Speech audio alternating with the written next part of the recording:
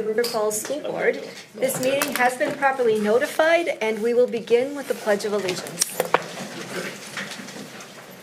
I pledge allegiance to the flag of the United States of America and to the republic for which it stands, one nation, under God, indivisible, with liberty and justice for all. We do not have any visitors or delegations who have signed up to address the board this evening, so we'll move right into informational items. And tonight we have wildly important goals, or what we call WIGs. Dave, you were going to give a little bit of background because we have at least one new board member, or we had a new board member and one who needs a... At least one. Yeah. So of what they are. And it was kind of nice to see our retreat and on the piece of how these fit together, but 3 times a year, each of the building levels, so elementary, middle school, high school, as well as our Renaissance Charter Academy and special education, provide an update on the interim assessments that they've taken to arrive at the goals that funnel into the scorecard. So we were all talking about the scorecard and looking at that through the full year lens and seeing areas that of progress that have us excited, areas that give us a little caution. But I think the majority of our conversation was about the framework and the scorecard as we lead into the next 5 years and how it's been really important to establish this as part of what we do each month, which is provide these interim updates to goals that are created by not the superintendent, not the board, but our teams at each level, and making sure that framework provides the information that we need. So what we've done over the last 3 years is really try to hone and refine that and get to a point where the board is getting the information that they need. So this is the end of 25-26, so it's the last update for this year, and that will lead into one more year of WIG updates with these as our goals, and then we'll spend time deciding what our goals will be going into the next 5 years. So with that, I'll turn it over to Mark. Yep. All right. Good evening. I'll just hold to be brief because you've been here for, since 4? Is that right? Since 4. 4? All right. So I'll try to make it relatively quick. All right. So Meyer Middle School's goal is that 100% of our students will be achieving the target standard, which is a 3 on our report card, or on our standards-based report card, on 90% of the standards measured by their unit assessments. These are just done in core. We're not, so when I talk about core classes, that's math, science, social studies, English language arts, and literature. We fully acknowledge this is a really lofty goal. And so a couple things to look at here with our lead measures. And I want to just share a little bit of a recap when I reflect on the path this past year. The first activity is our weekly PLC meetings, along with the use of common data protocols. That was relatively new for our staff this year. And then those protocols lead to conversations about student learning and how to respond when students aren't learning. So one of the ways we track this is we come into our instructional coach would come into the meetings, I would come into meetings, and we also had a PLC notebook. And so that was the easiest way for me to track it.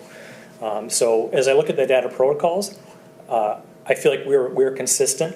As I went through them in June. There were a few teams that required a follow-up email from me saying if you need additional support starting the year, please let me know. Please let our new instructional coach know.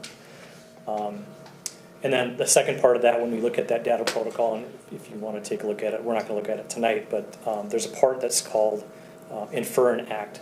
And I think we could do a better job of having discussions because that's where the rubber really hits the road, is how are we going to respond in the future to that data. And so I think that's an area of focus for us.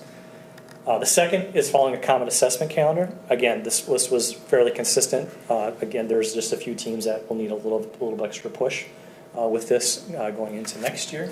And that is going to be even more important this year. So this was based on common summative assessments. Now with common formative assessments, they're going to be happening more often. They need to be even tighter. There were several occasions, which I think is really exciting. This is just a 6th grade science example. I happened to walk into Leah Fletcher's classroom, same learning target, same activity. Happened to go right next door, go into Jess Olson's room, same learning target, same activity. So that consistency is getting pretty tight at our building. We just need to keep an eye on it this year when we're looking at our common formative assessments, which is an area of focus.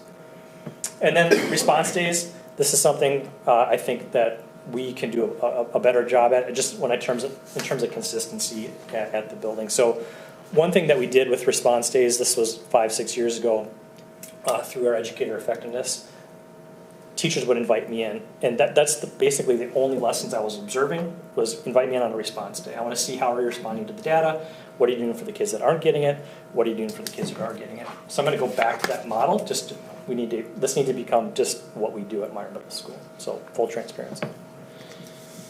All right, so looking at the WIG data, Mary Beth did a great job with this, and this, if you remember, this was really messy tracking this data, because we're tracking every data in our core for every kid. It took a lot of work on Kat's part. Through NextPath, Mary Beth was able to compile this data. Again, this is 30,000-foot view, but we can break it down by teachers, so we can take a look at how our teachers are doing with the individual standards. So for 6th grade, you can see quarter 1, Pen 2, quarter 2, Pen 3, and quarter 4, Pen 5. We looked at, so you can look at the number of standards that were assessed in each of those grade levels for 6th, 7th, and 8th grade.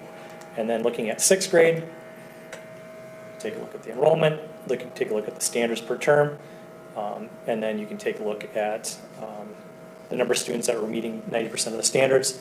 Grew in 6th grade, so we started at 13.1, ended at 35.5. The tricky part with this is that some standards go throughout the school year, some are standalone, they're done in a quarter. So it is kind of tough to track some of this.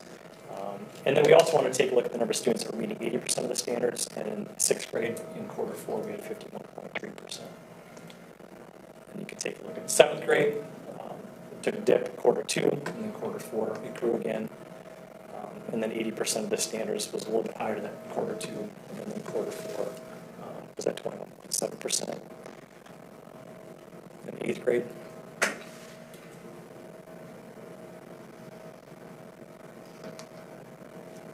So overall, last quarter we were at 21.9% of 90% of our students, meeting 90% of the standards, 100% of our kids, and then 31.16%. Number of students meeting 80% of the standards. Unofficially, we got our forward results back, and I know I probably shouldn't be talking about this, but I'm not getting into details. But if you look at cohorts of kids, so our 6th, 7th, and 8th grade class going from 5th to 6th, 6th to 7th, 7th, and 8th. If you look at math and reading, or math and ELA, 2 out of the 3 cohorts grew on the 4 exam this past year in math, and 2 out of the 3 cohorts grew in ELA. So that was something for us to celebrate. All right, obstacles. Heading into next year, I already addressed some of these, or talked about some of these. Really monitor the timing of those common formative assessments. The response days, teachers will be inviting me in on those days for their mini informal observations. And then the other thing that we're really excited about is we're able to pilot Tier 2. So we have Tier 3, which is like our lowest 10th percentile. Now we're looking at our 10th to about 35th percentile, offering more supports in math and reading. So that's something that we're really excited about. Our 6th grade teachers, Katrina Bell and Brianne Gard, did a great job, and they saw a lot of growth on the STAR, and we saw growth in that cohort of kids from 5th to 6th grade in math. All right, questions? Did the data surprise you? Is it what you predicted? I don't know if I really had any predictions going into it, because it's such a massive amount of data to look at, and it's hard to gauge. I guess I didn't know what to expect, and so I guess one thing, I thought those numbers were lower than I thought. I thought they would be higher, but when you're talking 20 standards, the kids have to meet 18 of those standards to be at 90%. So I mean, there's a lot to that. I look at that as it's a unique challenge for us in the future, and I don't know. I maybe a little surprised at how some of those were a little bit lower than I thought, but I always come back to the 4 because that's how we get evaluated compared to other schools in our area. That's the one consistent thing that we've had over the last year. We've been tracking it for I don't know how long since it's been consistent. And I'm pleased with the results there, and that's just one test, but I think it's a reflection. I guess the other thing that I think is really interesting, and I started off when we talked about the reason we went to standards-based grading was accuracy in grading. And I shared with you the differences between two teachers, where one teacher was giving 90% A's and B's, and the other was giving 60%, but yet they were at 45% proficient in advanced on the forward exam.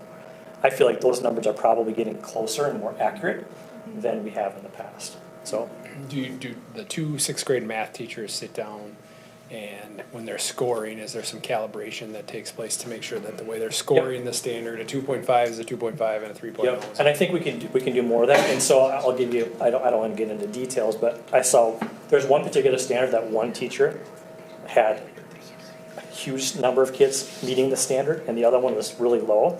So my mind right said, okay, these two need to calibrate Not on the same this way. one. Yep. But I think we're getting much closer with that accuracy between teachers, and then that consistency with our, and I've shared this too, our standards, there's so much that goes into it when you unpack a standard. So one thing we didn't look at are 2.5s. Like the 2.5 is, they're meeting not all of the learning targets to meet that standard, they're meeting quite a few of them, but they're not quite there yet, and that's not reflected in that data, which is the 2.5. Was the 80 and 90% goals, were they just sort of just a dart throw, or is there, Well, are our goals too high? Are we, did we Well, learn? so I think, Amy, you said this once, that, so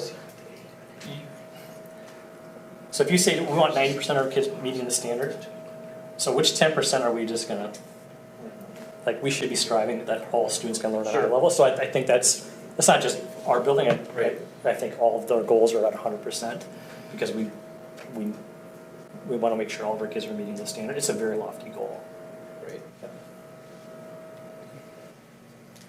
You know, I've said this before to teachers too, but it strikes me repeatedly how much courage it takes to be a teacher who is comparing the data for their individual classroom on this specific standard or in this class. And this goes for the high school too. And Mark, I'm sure for the people on your staff, just how brave you have to be and Yeah. how much collegiality you need to have with your teammates to be able to have these really honest conversations Yeah, about there's it. a lot of vulnerability, and Nate always. And that's embedded in these numbers, I understand, when they're trying to think of the implications of what's next. Yeah, Nate talks about Dr. Anthony Muhammad, that data is information, not condemnation. So being comfortable with that, it's information for us to grow, and you're right, they have to be vulnerable to have those conversations.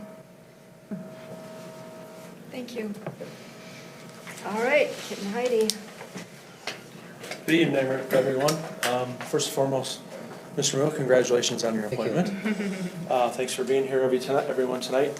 On behalf of our July update, again, just to review where we're at, our content literacy WIG, again, is for all of our students to achieve and sustain mastery or show 10% growth each year as they progress towards that mastery. Just a reminder that our reading mastery defined is between a 24 and a 27. We bumped that up. That would normally be a 22. In statewide assessments, we felt like we wanted to put ourselves out there and try to reach for that standardized assessment of a 24 to 22 range. Some of the lead measures that we have, these are what I always refer to as some of the vehicles that we use and how we help deliver content literacy at River Falls High School. So Heidi and her team of PLC leaders do a fantastic job in the collaborative meetings. We've done a lot of different things that we've shared with you over the entire year. We've had staff come in and present. One of the things that I think we're most proud of, again, when we talk about vulnerabilities, we had our science department do a fishbowl and feedback in front of the entire staff and actually showing them what a PLC collaborative team meeting looks like with data protocols. So again, when we talk about being vulnerable of showing data, we did that with one department in front of our whole team for them to see that and go, that's what it looks like. I can't be scared of doing that. And I have to be looking at how I can look at being better with the colleagues that I have working alongside me. Our Tier 1 reading instruction, again, we've placed a deeper focus in that, as Mr. Chapin said too, in the EE, and taking a look at what our look-fors are in our evaluations and giving our teachers feedback. Our grade level building WIG assessments, you have heard from us how we have modified those over the last 18 to 24 months as we moved from internal assessments that we were using even AI and different things to help set levels for us for ACT-like questions.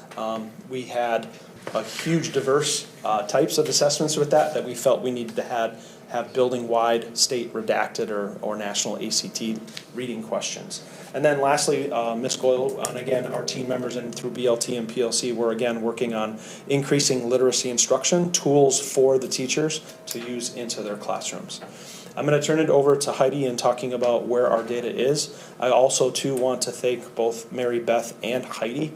They are geniuses when it comes to working through data. The sifting that it takes to look at 1,000 students and all of that individual student data, they are just masters at. And I know that it takes countless hours, so I just want to thank them personally again for that. Thanks, Mary Beth. We learned a lot this year when it came to data, and Renaissance has been a huge saving grace, so that recommendation coming from Mary Beth has been a true blessing. But we've learned a lot, right? So Renaissance not in the program, but in a software. computer software. In a Software computer system. Make sure. software. We're not I'm talking gonna about say that they put it in the RCA. Renaissance Academy and, yeah. Right. So you're able, Renaissance DNA, you're able to have the assessment in there, have it directly related to the standards, and then it compiles the data for students when they take that specific assessment. The data that's in front of you right now shows per grade level, so it's banded with their grade color, right? And then it shows spring of 2025 where they were at in regards to their reading percentages, and then at the end of this year or for spring 2026. The big piece that you can see overall is that all of them are going up in their values, ranging anything from 7% all the way up to our 11th grade, where you're seeing a 20% jump in their scores for reading specifically, right? So that is a huge celebration for us. When you compile all of those together, 9th grade, 10th grade, and 11th grade, you see an average total jump from 58.1% up to 67.4%. So 9.3, which is great because our goal was 10% growth or getting that 24 or above. So overall, we're really close to that average 20 or 10% growth that we were really, really hoping for. With the junior class, there's always levels of questions that come for that, for why such a big jump, but we also know the meaning and buy-in that students have their junior year and knowing the value of that ACT score for how it impacts their admins to colleges and universities as well. When breaking down the data a little bit more, this was the first year, as Kit said, that we had a building-wide assessment, or the WIG. So in the left-hand column, this takes all of the grade levels and kind of gives the percentages. It's important to note that 9th grade, we couldn't include in some of those initial ones because in 8th grade, they took the forward, which is not, it doesn't have the same norming when you get to the pre-ACT. So in that left column, you'll see for 10th and 11th graders, and then there's a top score and a bottom score. The top score is because we said we want a 24 or above, right? The bottom score is for the state cutoff of a 22 or above. So you can see those of our students that are at the state benchmark of a 22 or above, and those that are at the benchmark that we have set for River Falls High School, that 24 or above. So you can see that for the 24 or above, from 2025 to 2026, jumping from a 22.5% to a 27.6%. When we add in the students that showed 10% growth or more into that score as well, then on the far right-hand column, that's where you get that 53.8%. So that's the percentage of our students that grew 10% or more or got a 24 or above on the pre-ACT or ACT, okay?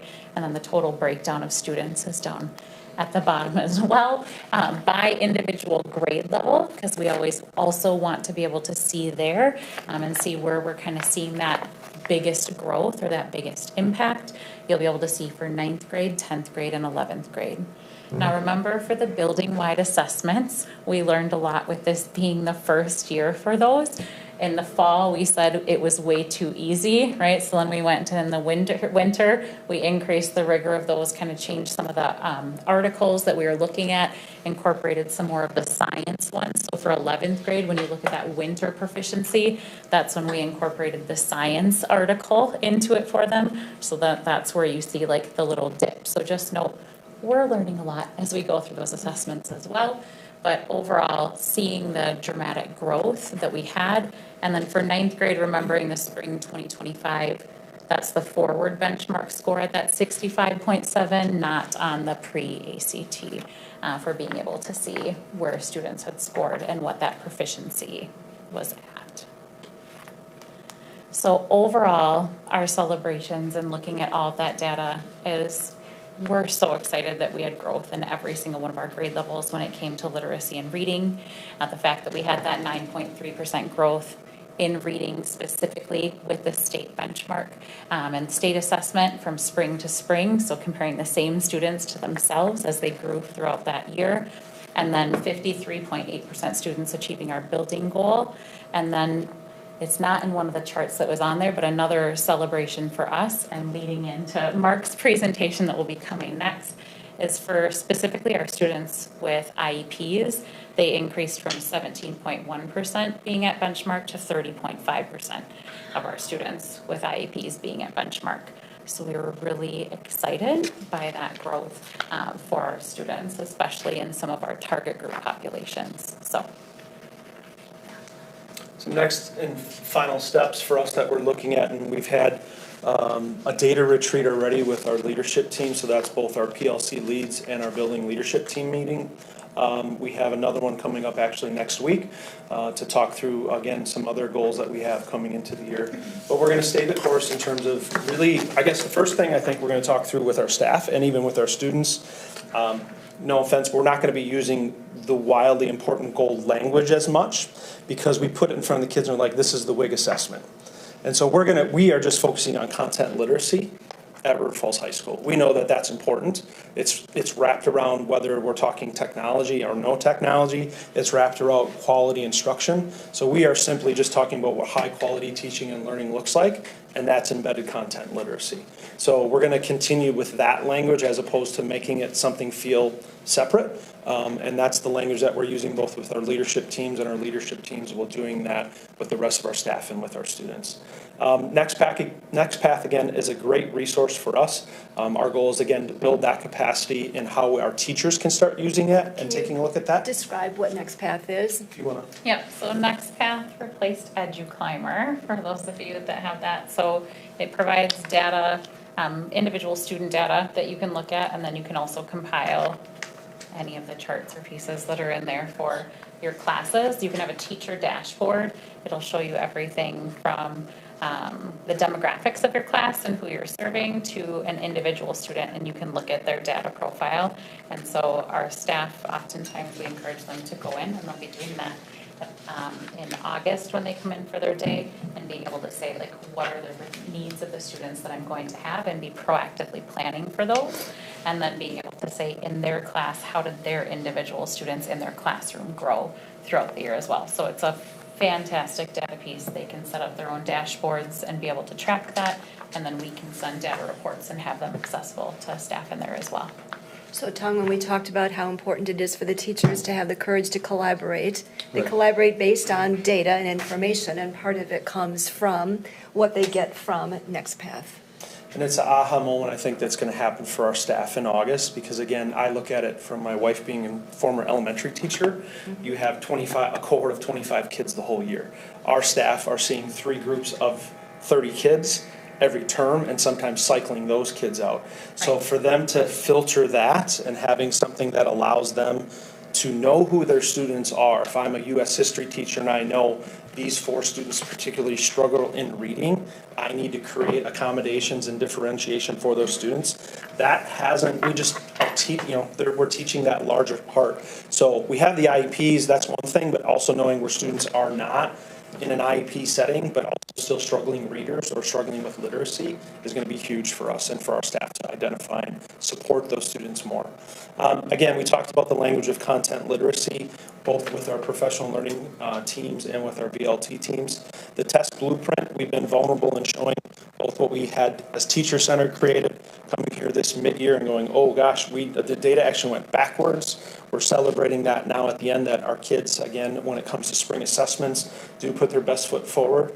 And then again, last, I think We've talked a little bit, or talked around a little bit about instructional coaches. We really are hoping at some point down the line to provide that added support for those classroom teachers in creating high-quality teaching and learning, specifically in literacy and those times. It is very challenging for myself, Heidi, and now Zach to be into those 78-plus teacher classrooms and really trying to provide that feedback.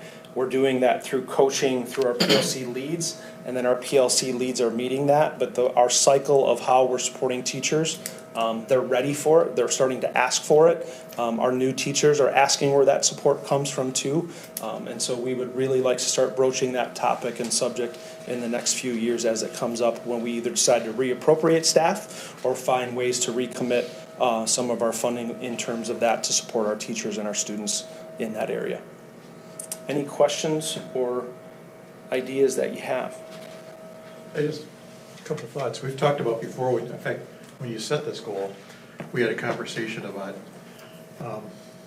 unlike some of the other goals we've got, this one's particularly challenging because of how difficult it is to remediate reading, especially at the high school level.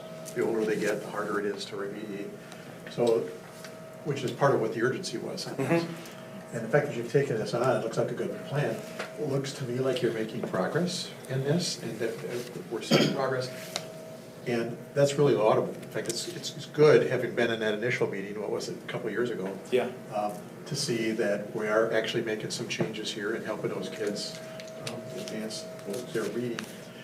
Do you think that this growth will continue? I think we'll get growth. I don't know if we'll get large percentage chunks. The one thing I wanted to point out on this chart is looking at those juniors. This is what we were disappointed with if you look at that winter assessment of 15.7. But when we asked them at the task or the time of the task where it counts, okay, you see 34 and 44% of our kids hitting either of those two benchmarks. So what I want to try to find is a way to give a better narrative both for our staff and for our students to be like practicing this process that we're doing, having exposure to reading like types of assessments like this are beneficial for our students. The more we embed that, the more we do more of that, I think our students will understand the inherent long-term benefits of it. But that's just practicing an assessment. We really just need to get better at literacy in the classroom each and every single day. Whether it's the math class, the science class, it's, again, as a former social studies teacher, you can say, well, our kids are going to read, right? Or a language arts teacher. But we really need to get better at that. And that's coming through the training and the professional development. That's where we're going to see our growth coming from that. And to answer your question, Alan, I think we will continue to see Growth. Yes. because I think as our staff begin to really adopt and invest into those content literacy strategies, the tier 1 practices will bolster. And then we'll continue to see that growth, and then we can continue to grow more of our interventions that we're working on with WIMLSS. And there's some exciting pieces already in the works there for next year, so that'll be really good. This really shines a light on reading, I think, for teachers and staff, I think. And because there's a lot of ways to learn, auditory, visual, all of that. But reading is a very specific skill that everybody in the country is worried about right now, are kids reading. But it's so absolutely critical that they learn by reading as well as all the other things. So I think it must draw attention to everybody about the importance of let's make sure we're paying attention to reading as well as those other kinds of things. It's the one thing that applies to every content area that the kids are in, so. So one of the things we talked about when this WIG started is, if I'm a high school science teacher, I have not been professionally trained to know how to be a literacy teacher or to teach reading to kids who have already been struggling. How is that going? I know that you've made efforts to really help people develop those skills in terms of teaching them. How is it? That's hard. I would say once they became familiarized with what tier 1 reading instructional strategies, like what the universal ones are, they were like, oh, I do that. And then now with the content literacy focus, they're specifically saying, what do I need to know in science that's a literacy skill that my students need to be able to be successful? So if in science that's vocabulary and reading charts and graphs, the teachers are like, I could do that. I just need to be more intentional with my teaching of it, not just assuming that that's a skill that they have and that we're using. So shining a light on it sounds like that was a It's Made it creating hit. time and support though too, right? And again, I will go back to the level of instructional coach. I guess I have to be courageous in asking for those things. So having an instructional coach that could work with team members on their prep versus just in PLCs or just in our staff meetings or our professional development Bring it to a different is gonna be another level at some particular Yep. point in time. It's one thing to show them the ground floor of what the basic building blocks of content literacy looks like and or interventions. It's another thing to actually have purposeful movement and training in it at another level. And again, we have work to do between now and then, and again, I'm being very transparent that I think we will continue to make growth, but there is going to be a peak of what we ask staff to do, or what we ask an admin team to do, or a curriculum and instruction person who's standing right alongside us. Until we get support for our staff, that's going to hit a spot, whether we plateau or whatever that might be. I'm not sure when that will happen, but there's going to be added support for them if we want to continue to have that level of growth.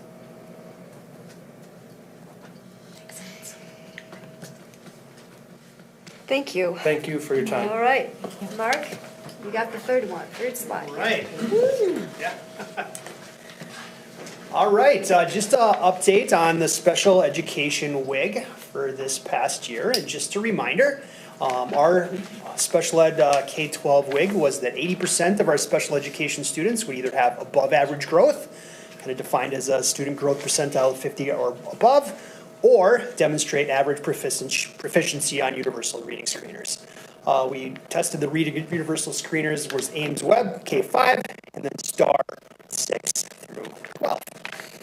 The reason we picked this reading WIG and did it the way we did is because, as you've heard now from all of the various levels, everyone's working on reading in various kind of different ways. We felt like this was something that kind of transcended and dovetailed well with some of the other WIGs that were happening so that we weren't kind of paddling in opposite directions, so to speak. So that's kind of the reason why we rolled with this. I'm going to jump right into some of our data, and then I will get to some of our lead measures, some of the collaboration that we've done over the course of this year, and we'll continue to do into next year. So this is our elementary data right here. It's broken down K through 5 as far as the different data areas. And you can see that first column there is the students the proficiency levels in the fall of 2025, followed by the proficiency levels in the spring of 26. The number of students who were below the 25th percentile, who showed above average growth on the spring of 2026 screening. Also, it does include some students that might have been above average in the winter, but who didn't take the test in the spring. So I didn't want to penalize our numbers if they, for some reason, weren't tested. So I included only for the ones who weren't tested, the winter data there. And then you can add kind of those together, kind of the total number or percentage of students who were proficient or exceeded growth at the various grade levels. So you can see if you kind of go from top to bottom, we kind of started really strong, and then kind of later elementary, kind of the data went down a little bit. I guess we were a little surprised at this. These are the same teachers who are teaching. And so I think one of the things that we're going to want to do and look at strongly in the fall of this year is to really evaluate our practices in 4th and 5th grade. You know, what are we doing in 4th and 5th grade that might not be working quite as well? And then just keep an eye on this data as well to see, is this a pattern that we're seeing? Is this kind of an unusual thing that occurred with this particular cohort? But I think this data is nice to have because it allows us to really look at, okay, this seems like an interesting pattern. Is it something that is going to potentially continue? But it's pretty clear that we want to look at, 4th and 5th grade instruction, see what we're doing, make an evaluation of that, and see if we want to make any adjustments or tweaks to that.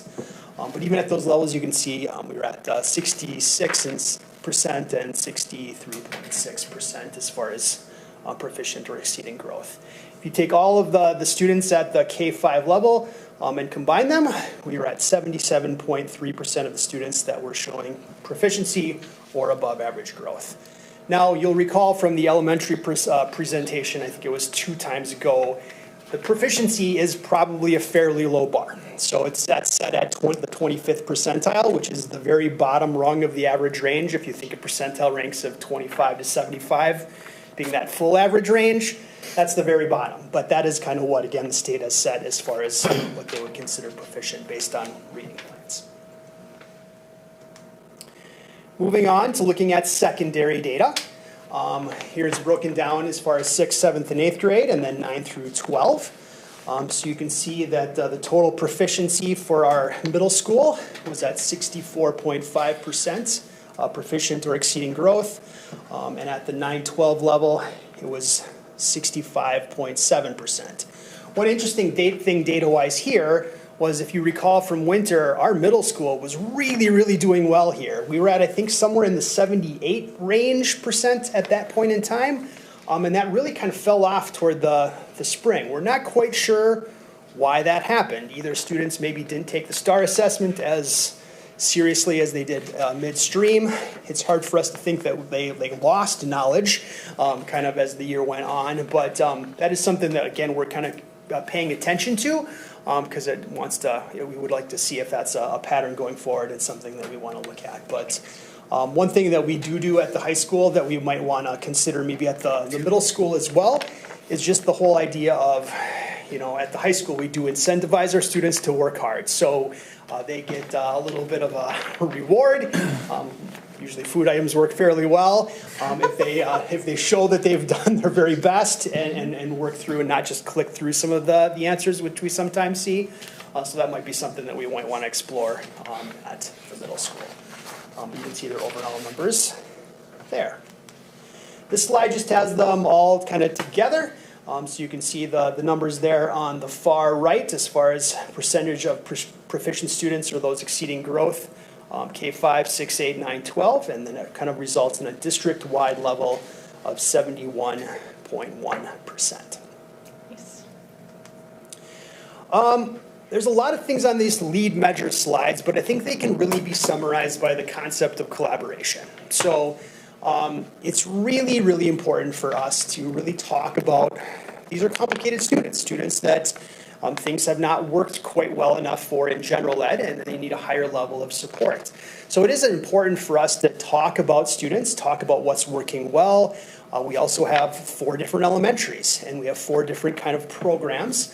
We try to be consistent, but we always want to make sure that we're looking at our caseloads, looking at what's working at each grade level, across each building, to really determine, what could we do better, what could we do different, what's working at Westside that we can replicate at Rocky, and those kind of things. So we, this year, and we started this last year, but I think we really leaned into it a lot more this year, is the concept of job-like PLCs. So I think it was first Thursday, and we kind of adjusted it if we had like an in-service or a special event, because we didn't want to skip it.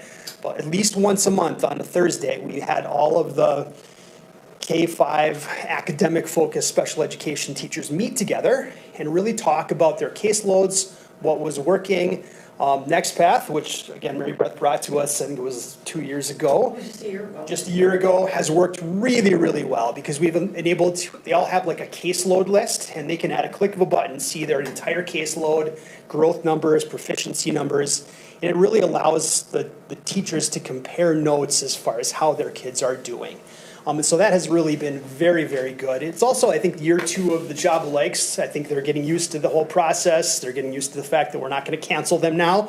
And I think that has been really important as far as just leading to some rich discussions. I try to sit in on a different one every time. I have the school psychs have all taken a leadership role at each one as well. And so it's just been a nice way for each job-alike group to really talk about what's working well. At the middle school this year, we had kind of a series of meetings with our academic-focused special education staff as well. Mary Beth pulled together a nice meeting where they came here for a full day, really collaborated around resources, what's working, how they are organizing their programming. And that was a really nice exercise with them. And we've also really been kind of trying to push the envelope a little bit on trying to include more of our students in general ed when possible. At the high school, they've continued to meet on a regular basis. Kid and Heidi have done a really nice job of really trying to organize the schedule this coming year so that a co-teacher can have the same prep as the person they're co-teaching with. And so again, that's going to lead to much more robust conversation and much more effective services for our kids. So again, I think our lead measures are really all about collaboration and opportunities for the staff to make each other better. Because again, we can only be better by, taking the talents of everyone in the room. So that is Special Ed Week in a nutshell.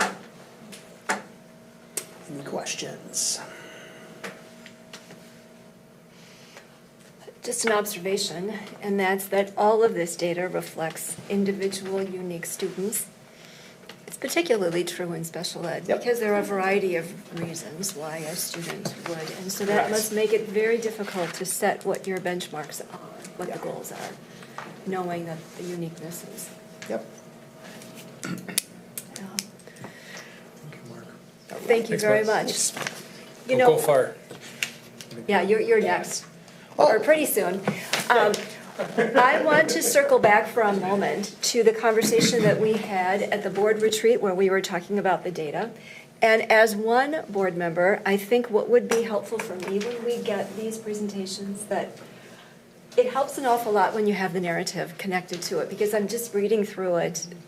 It's just a bunch of numbers, and it helps to have that, so that's really great. But I would be interested in a slide that says, the what's next, the so what questions, or here are the bullet points that we really hope that you take away, and when somebody asks you what happened at the board meeting and they want to know what it was, that these are the answers that we should give. When we have celebrations, we should have challenges or pauses or something. I think that would be helpful for me. So that takes us back to the other conversation. But in the same way that I said it takes courage for our teachers to meet together about the data, it takes courage for all of you to come here. So I want to make sure that we recognize that, and thank you for it. Thank you, guys. Especially because I know it's honest data. That's sometimes the hardest to give, so. Anything else? All right, then we have Act 12 update, and that's when you get to come right back up here, Mark. All right. All right, so this is year 2 of Wisconsin Act 12. So this was, I think, a legislative act of the, 23-24 session, which went into effect as of July of last year. You didn't get a presentation from me last year, I think because we were trying to figure out how to do this. There was a whole slew of legal updates that came out, information from DPI, and we pulled this together at the last minute, and apologize you didn't get a report last year. I'm going to fix that this year. So just by way of review, Act 12 is a law that says that we need to report up to DPI any sort of incidents that happened on high school campuses within our district, and they have to be within certain categories. So essentially, we have to report incidents that fall into kind of one of 3 criteria. They have to occur during school hours or at a school-sanctioned event.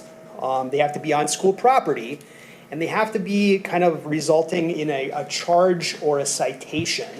And it has to be in one of 8 areas. So we have homicide, sexual assault, burglary, robbery, theft, that's 1. Battery, arson, use, possession of alcohol or controlled substance, possession of a firearm, or a disorderly conduct municipal ordinance violation.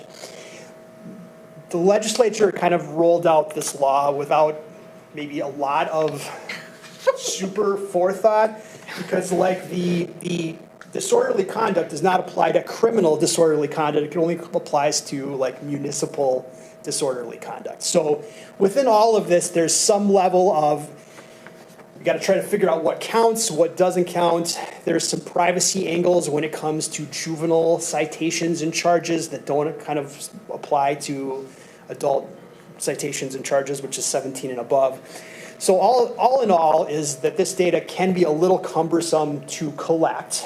The reason why it took a little while to get it to you this year is the police department kind of shifted their reporting software midstream, and so Amaro kind of had to work through 2 different softwares to try to figure out, again, what counted towards some of these numbers and what didn't.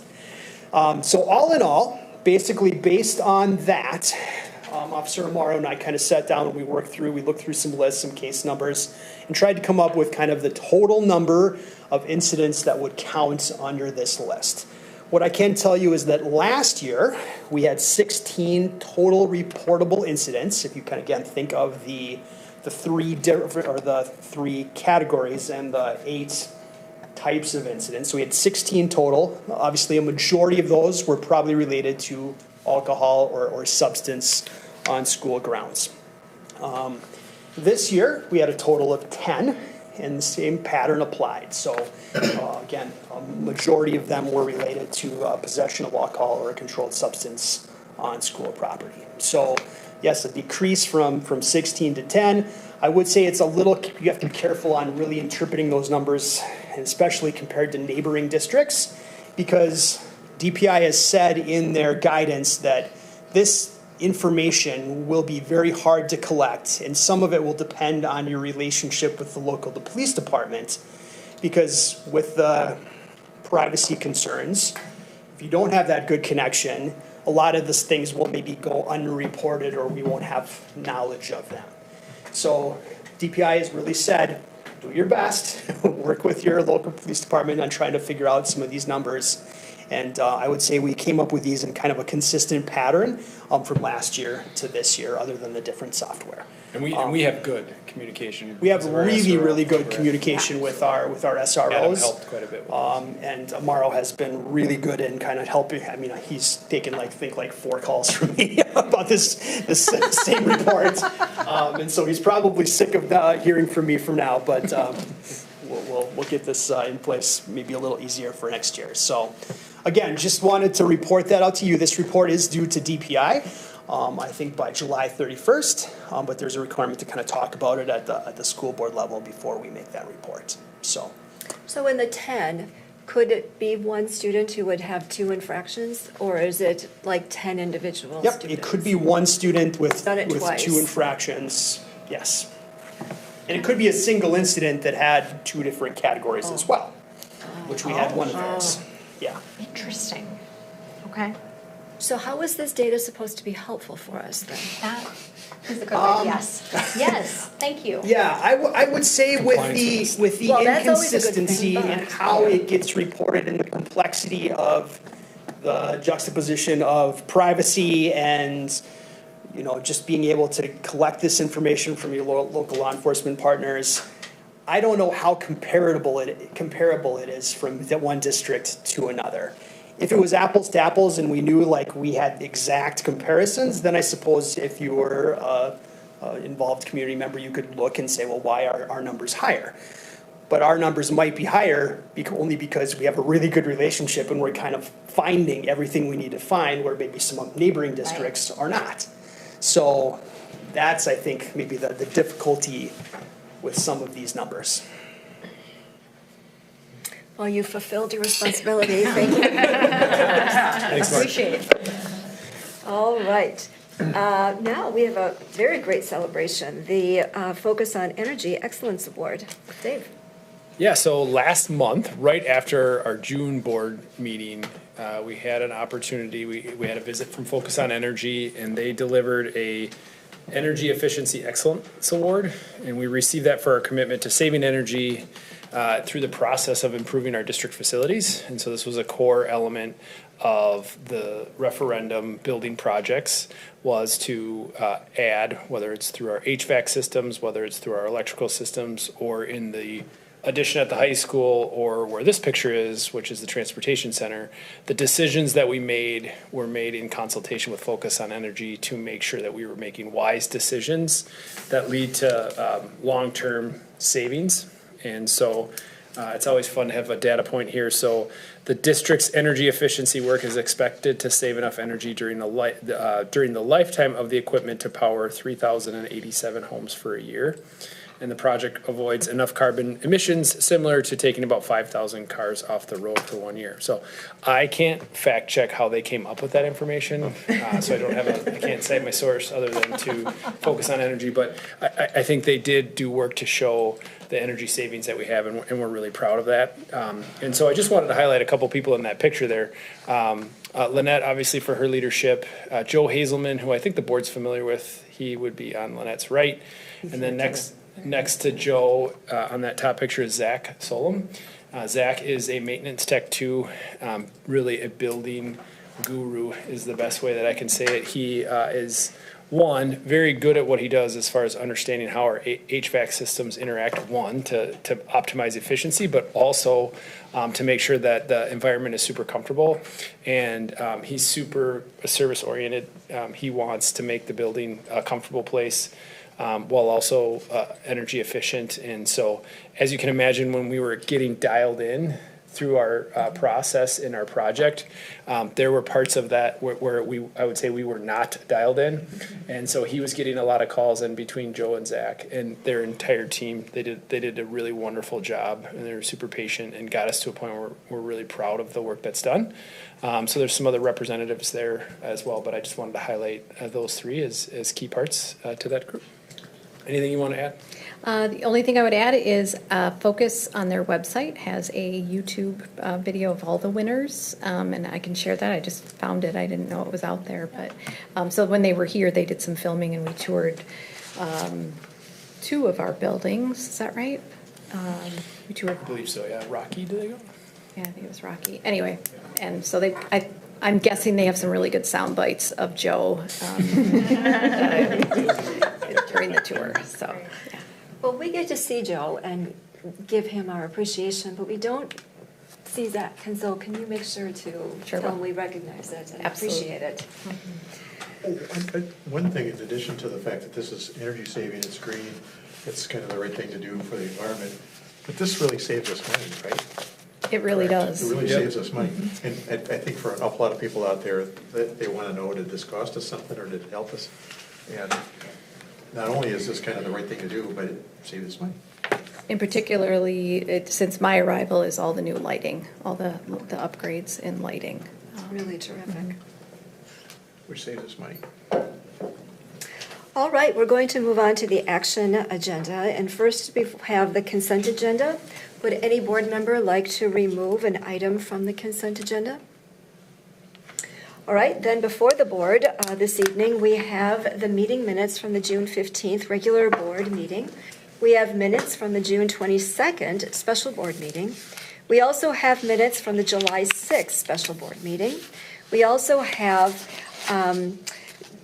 employment and bills that have been submitted and are listed here, as well as second readings for Neola policies that are listed.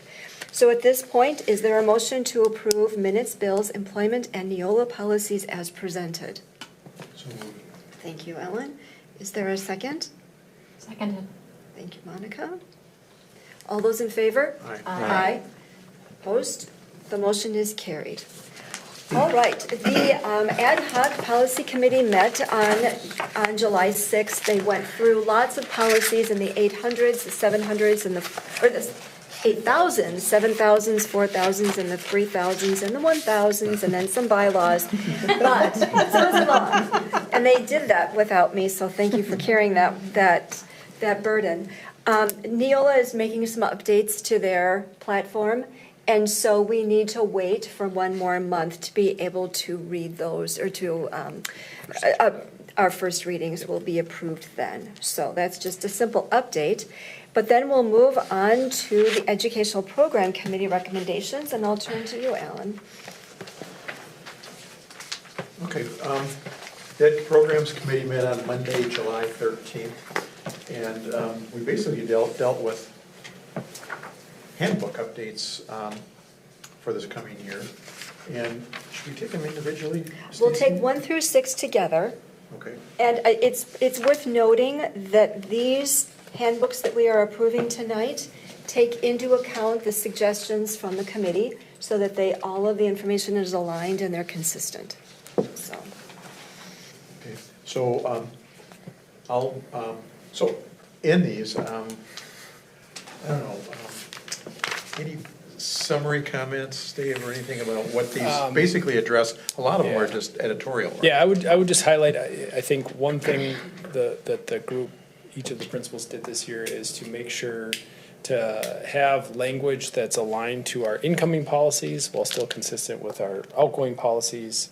And they spent some time together at a couple of administrative meetings, making sure that when we talk about academic integrity, there's consistency between each of the buildings. And then what was mentioned by Stacy was the idea that there was in the meeting, we recognized there was a couple of items, a name was not in one of the handbooks, so then we just made sure that they were adjusted. So, scope-wise, these are just refinements and updates to the normal handbooks, not substantial changes. So I'll move that, for the board to approve the policies as presented, the edits to the handbooks for this coming year. For the elementary student handbook, the Meyer Middle School student handbook, the Meyer Middle School athletic handbook, the Renaissance Charter Academy student handbook, River Falls High School student handbook, and the River Falls High School activities handbook. And these were all available to us. They're part of the agenda. So I'll move that we adopt those first six items. I'll second the motion. Thank you, Lindsay. Any other comments or questions about that? If not, sorry. Good. All those in favor, you're doing a great job. Aye. And then, do you want to make a motion for 7? Yes. Also, the academic standards, who could best summarize that? So it's a, It's an Required. annual review that we do, that we bring the standards to the board and ask that they are accepted for teachers to use in their curriculum. right. And we follow the state guidelines for the standards that we use. There are a lot of state standards out there and a lot of places where we can draw standards from. This just tells the public, which we post, this is where we draw our standards from, right? So this document, that's part of the agenda, is there. We do this every year, we've done it every year we've been Yeah. included, so. Anyway, I will move that we adopt the state standards as presented in the document attached. Is there a second? I'll second that. Monica, any questions? All those in favor? Aye. Opposed? The motion is carried. All right, Mike and Lynette, you get to take us through letter D, and then we will take those actions one at a time. All right, I'll kick us off here and Lynette can add in when necessary. We met as a group, Finance and Facilities, also on July 13th. The first action item on the agenda was to review our 25-26 budget. Our fiscal year ended on June 30th. We use an accrual counting system where we actually book revenue into August, and we have expenses that were June or last year's fiscal year expenses that we pay in July. So we accrue that. So we have about $6 million. So when taxes are paid, real estate taxes are paid at the end of January and at the end of July. And so the payments we get at the end of July are actually for the fiscal year that ended in June. So there's about $6 million that we'll be receiving in Fund 10 and $2 million in Fund 39 of revenue that we'll be getting in August, that will really be put back into June, into last fiscal year. And we have about $900,000 in expenses that we'll be cutting checks in July that were really expenses for last fiscal year. Next on the agenda was our 25-26 Fund 46 capital improvement transfer. Several years ago, we established Fund 46, which is used to pay for, it's a savings account that we use to pay for some more bigger maintenance, deferred maintenance projects and capital improvement projects each year. So we put money into this account, and it has to be used for those type of items. So because we've had so much activity for this last couple of years doing the referendum projects, we've actually booked some money into, we've taken some funds and put those into that Fund 46.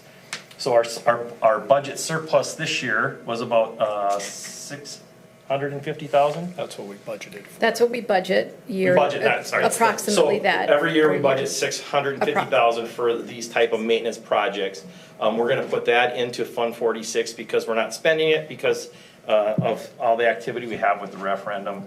We also had a little bit of a budget surplus. We were about 1% under on our expenses and 1% more than expected on the revenue side. So that Well- also added some money. So we're adding money to our Fund 46 for future projects. And we have a 10-year plan to spend these funds that we have in that. Right, so the surplus portion that we're gonna put into Fund 46 was from the maintenance budget specifically. Right. And then when we get to the next item, that's the other surplus. Right, in our gotcha, funds. gotcha. Yep, Yes. And the savings was just from the general fund? Just the expenditures weren't as great as we expected? correct. That's the next, that's what we're putting in for the, That allows us to do the Health fund insurance. balance designation. Right. Right.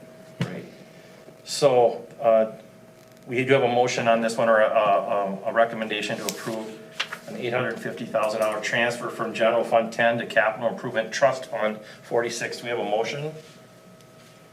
Are you going to make that motion? I'll make that motion. All right, perfect. Is there a second? Second. Thank you. Bob. Any discussion? All those in favor? Aye. Opposed? The motion is carried. All right. So next on the agenda, I spoke early on the excess funds for the 1%. We had a discussion on our 25-26 fund balance designation. We do that, we have a fund balance, we have a goal of 25 to 30% of our budget set aside for fund balance, which allows us to avoid short-term borrowing, helps us with our bond rating. And so we have an unassigned balance of between 25 and 30%.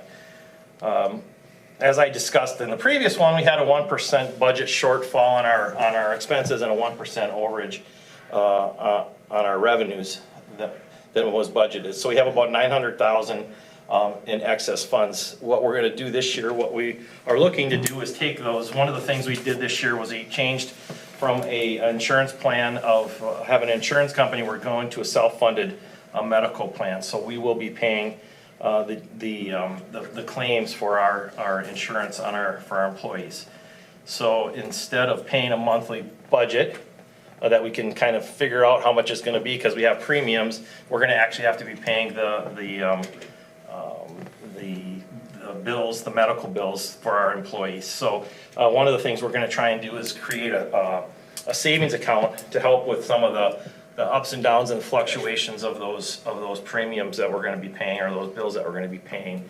So this is our first year of doing it, and we are looking to put $900,000 from our balance from last year's budget into a savings account to help to offset some of the fluctuation in the insurance expenses that we will have.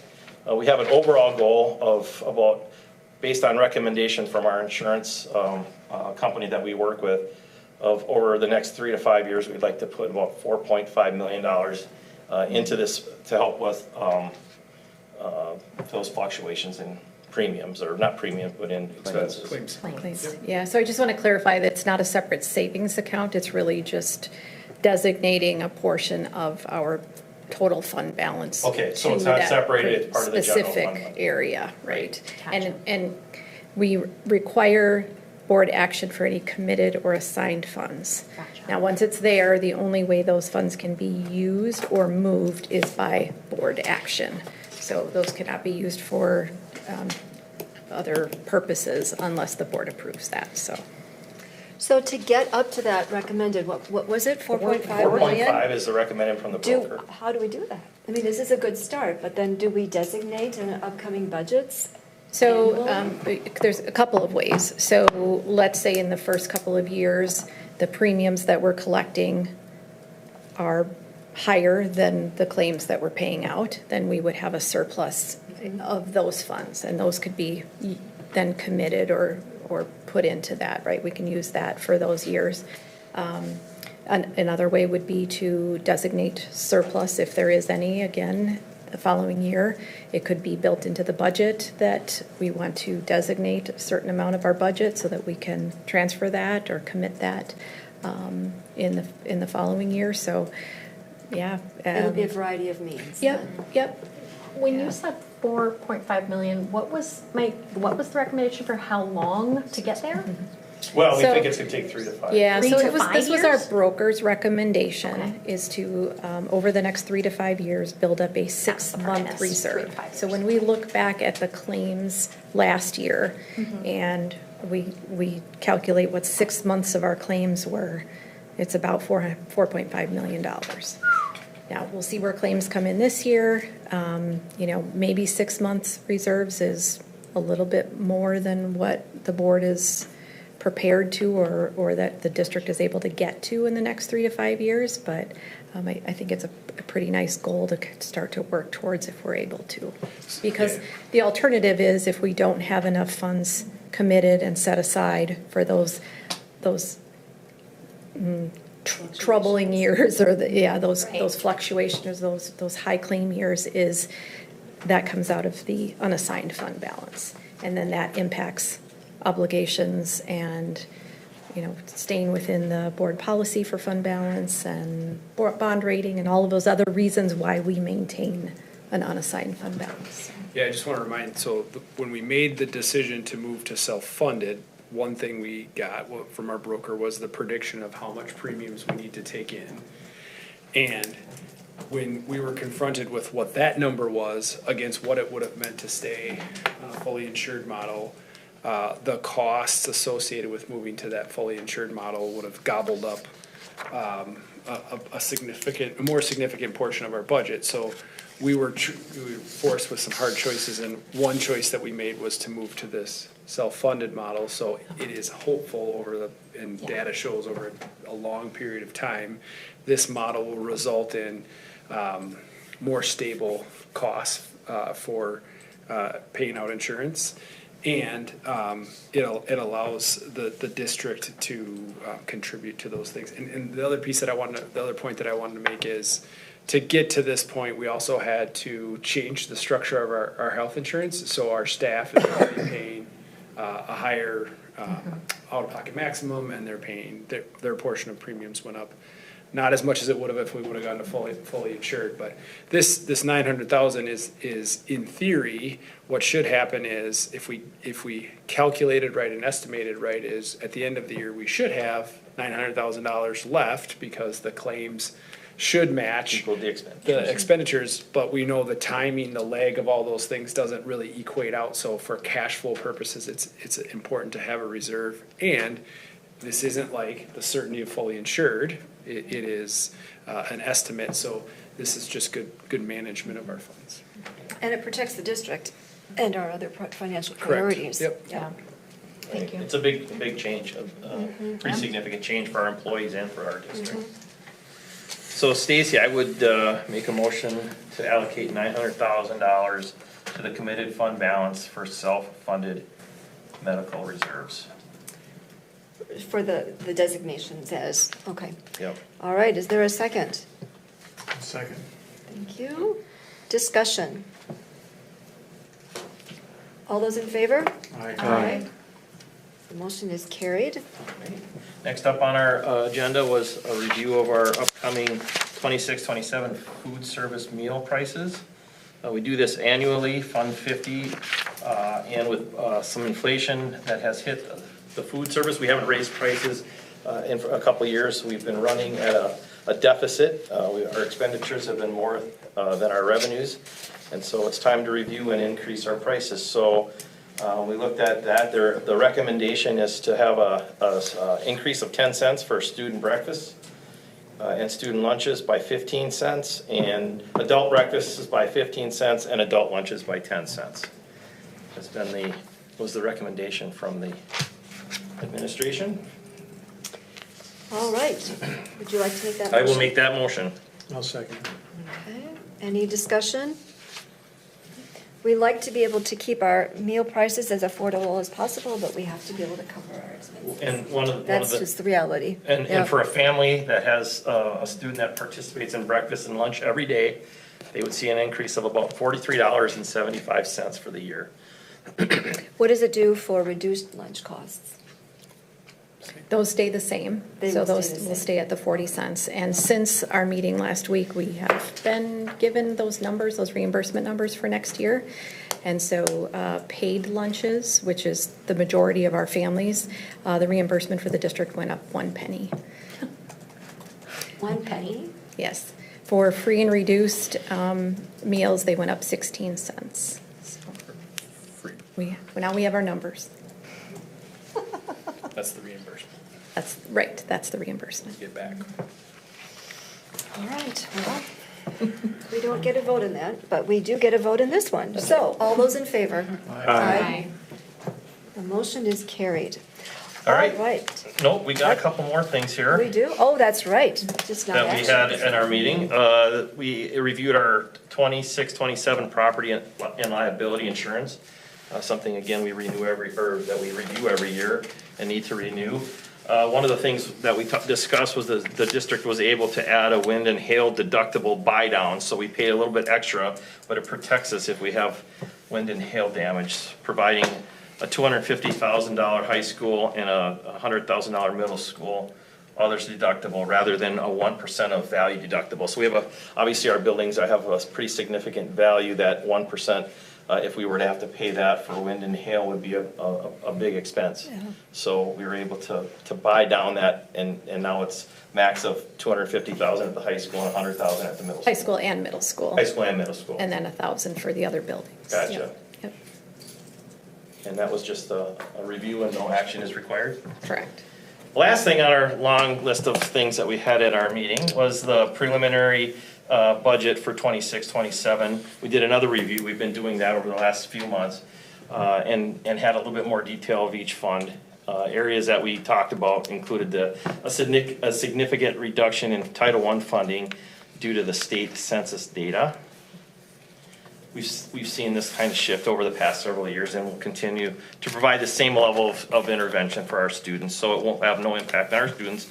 We'll just have a decrease in some of the funding for the Title I. The budget includes a 40% reimbursement rate for qualifying special ed costs, rather than the 45% that is the goal for the state from the legislature. So we're being conservative in our estimates, and we're using 40%. This year, the goal was 42%, and it ended up at about just over 38%. So we're being conservative in that budgeting. Our Fund 80 revenue includes a planned increase for the levy to maintain sufficient cash flows and fund balance.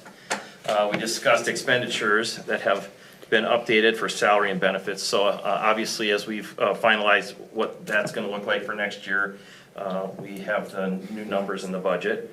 The budget for Fund 39 is the required debt payment. So we obviously have debt payment coming up for our referendum payments and our debt payments. And Fund 49 anticipates a full spend down of the $28 million bond proceeds that we had for our last referendum. And that was it. That was a big meeting. It was a long meeting. Very well It wasn't actually that long, but felt Because like you're it. efficient Did a lot. in that committee. All right, we do have some first readings of revised school board policies. Now remember, these are the ones that we have to adopt so that they go into effect now before we turn the switch and go to Neola. So by law, we need to have these implemented by September, so we are right on track to be able to get that done. Today, we're doing the first reading, and Dave is going to walk us through these 3 new policies. Once he's done with the 3, I will take one united motion. So if you came to the ad hoc meeting, we talked about these policies, so they won't be new. For the full board, I wanted to recognize the reason why we have to accelerate and add these policies prior to Neola is because of Wisconsin Act 89, which is a law that requires all schools to adopt policies that govern employee and student communication and provide annual staff training in identifying, preventing, and reporting professional boundary violations. So we dug into our school policies and made sure that we included those elements into all of the policies that needed to have them. And so ongoing conversation that we've had even prior to the act being implemented. So this was a nice way to kind of clean that up. So the first policy is 362.3, which is student technology, acceptable use and safety. So what's interesting is the law is really about making sure that students are safe and there's appropriate employee and student communication boundaries. So this acceptable use policy is communicating to students what are those acceptable limits and how you should be communicated with an employee of the school district. And so other than that, the acceptable use policy holds with our prior one. So I just wanted to highlight on what is my page 119. Let's clarify though the number. Did I misspeak? Sorry. Well, here it says 362.3. It should be. And this is 363.2. It should be 3.2. Okay, Yep, so we're just a just going to typo. adjust it in the Yep. agenda, in the Thank you. motion. Yep. Good catch. Appreciate that. So 119, page 119, there's a heading that says appropriate discussion and content when using personal and school issued communication devices. And what we're clarifying for employees here is, or for students here is when an employee is communicating with you, they should be using these platforms. District email or district approved communication platform such as TeamSnap, Remind, and SportsU that have already been approved. Students shouldn't be using other forms of communication. In addition, it outlines what type of communication you should be having as a student with an employee, which talks about instruction, school-related activities, scheduling or logistical information, pedagogical assistance, and safety or emergency communication. So that's the big piece there to follow Act 89 from a student's perspective, so they understand what should be happening there. We also took the opportunity to grab some information around expectations for responsible use of AI and academic honesty. So we wanted to make sure that this corresponded to what's in our handbook as well as what's in future AI policies. And essentially it says you can't use it to, first of all, you shouldn't be doing it in any way that would be personally identifiable, and that they need to, if they are going to use it, they have to have express permission to be able to use it. And if they don't follow those guidelines, they would be subject to the disciplinary infractions that are associated with academic honesty within our handbook. So those are the updates to that policy. Is it okay if I move to the next one? All right, so now we shift gears and we're talking about student supervision and welfare from the perspective of an employee. So this is really documenting for an employee what our expectations are with communication and appropriate boundaries. So if you slide to page 124, it provides a definition for grooming that is aligned to the new grooming laws that were in Act 89 on page 124. Yep. As well as also boundary violations. So there's kind of layers to that, right? So grooming identifies a course or conduct of pattern or behavior or series of acts with the intention to condition. And then boundary violations is inappropriate based on frequency, timing, location, or nature. It doesn't necessarily have to have that intent piece. So those are the two layers that we wanted to define. And then we use examples, and of course it's, but not limited to, but we want for our employees, and that's the other piece of this, is training to understand these things are characteristic of what could be a boundary violation. And so then the next piece on the bottom of page 125 shows appropriate discussion content when using personal or school issued communication, which is going to look remarkably similar to what we just talked about for students, so our employees understand these are the things that we should be talking about with our students. And then if you move to page 126, what happens there is it talks a little bit about the platforms, which again is exactly the same as what was in the prior policy. There's some carve-outs there that sort of recognize, while we're not a tiny district, we're also not a huge district, so there's natural overlaps for people. I still can text my daughter, even though she's a student, obviously, but there's other pieces there, and so we're recognizing, we're looking really within the scope of your work. We're not talking about existing relationships beyond that, but we want to be clear to carve that out, because I think that's an important thing to make sure that people understand. And then this is conduct, even if it's off-site school activities, so it's not just during the school day, that it's within that sphere. By law, we have to identify the violations and consequences, so that's on page 127. And then we have to create an annual training process, which we are doing. And so that, just the policy outlines that on the bottom. So that's 390. And then the last one is 191. And so this one is actually not required by the statute, but we had a conversation and we thought the school board, even though the interactions are much less, would be very comfortable adhering to the same expectations. And so that's outlined on page 130 for the school board, which basically is appropriate discussions, content when using personal or district issued communication devices. So in the scope of their school board duties, the school board members should be using district email to communicate with students, and then it outlines the expectations, which again are very similar in content as to why a school board member would be doing that. So any questions about any of those three policies? All right, is there a motion to approve the first reading of the revised school board policy 362.2 rule, the new school board policy 390, 363.2. 362, oh, another? No, it's right, you forgot, it's 3.2. The numbers were transposed. Yes. Okay. 3.2. All right, 390 and then 191, which is also a new board policy. Motion? So moved. Thank you, Monica. Second. Thank you. Lindsay, anything else? All those in favor? Aye. Motion is carried. Do we have any proposed items for future board agendas? We will continue to follow up on all of the things that we've discussed today. All right, we'll schedule the next meetings. So the Educational Program Committee will meet Monday, August 10th at 6 o'clock. Finance and Facilities will meet Monday, August 10th at 7 o'clock or immediately following Educational Program. The Personnel Committee will meet Monday, August 10th at 8 o'clock or immediately following Finance and Facilities, so that's a triple header. The next regular board meeting will be Monday, August 17th at 6 o'clock.